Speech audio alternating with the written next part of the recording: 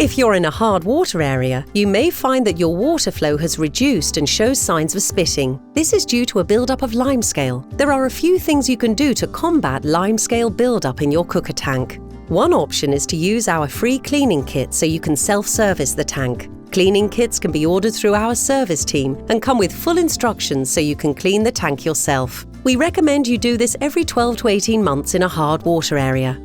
If you'd rather use one of our engineers to clean out the tank for you, appointments can be made for this through our service team. We recommend a service to clean out the limescale in your tank around every 12 to 24 months, depending on the hardness of the water in your area.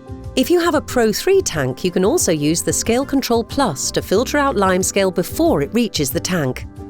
The Scale Control Plus will reduce the buildup of limescale in the cooker through an ion exchange process.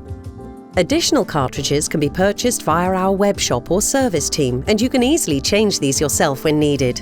To work out when the cartridge needs to be replaced, you can check the meter on the Scale Control Plus or use our test kit. If limescale is a problem in your area, we also recommend descaling the aerator at the tip of the spout regularly.